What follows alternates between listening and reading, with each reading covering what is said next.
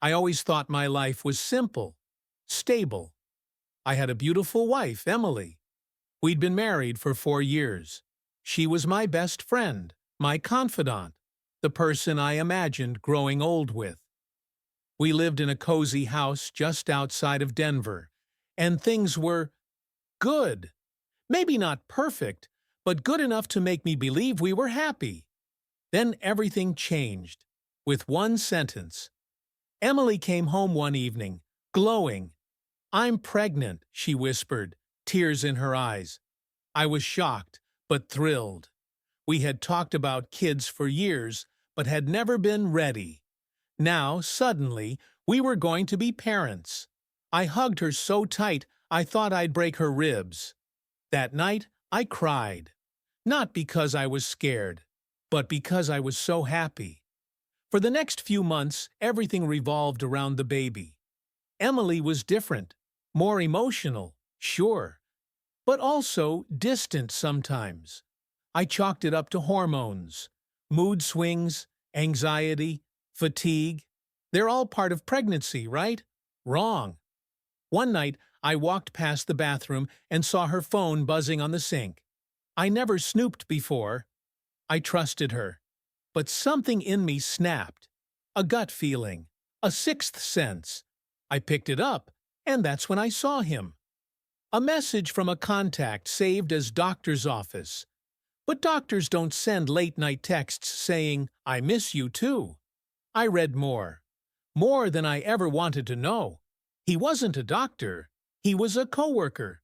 And apparently, he was the real reason Emily was glowing. I confronted her that night. Her face froze, as if I'd caught her red-handed stealing oxygen. "You read my phone?" she asked. Not, "I'm sorry," not, "I can explain," just cold shock and silence. Eventually, she broke down. Admitted everything. They'd been seeing each other for nearly a year. "I was lonely," she said. "You were always working. He was just there." I felt like my chest caved in, like I couldn't breathe. "And the baby?" She hesitated. "I don't know," she whispered.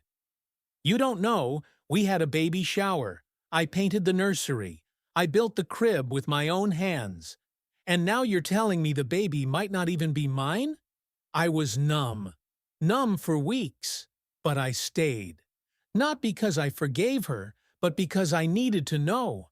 I needed the truth. So I waited. And when the baby was born, she was perfect. A tiny little girl named Lily. I held her in my arms and felt something real. A love I never knew I was capable of. But the doubt never left me. I did the test, behind Emily's back, and when the results came in, I sat in my car for hours, staring at them. 0% probability. I wasn't her father. I thought I'd scream or break something, but I didn't. Instead, I went home, packed a bag, left a note. "I loved you more than life, but you buried me while I was still breathing." And I walked away, from the lies, from the pain, from a life that wasn't mine anymore. It's been a year now. Emily tried to reach out. I never responded. Sometimes, late at night, I wonder about Lily. Wonder what kind of man her real father is. Wonder if she'll grow up thinking I was just some ghost who left. But I also wonder if maybe walking away was the bravest thing I've ever done. Because love shouldn't hurt like that. And trust, once shattered, can never be whole again. So if you're listening to this and something feels off in your relationship, don't ignore your gut. Don't silence your suspicion.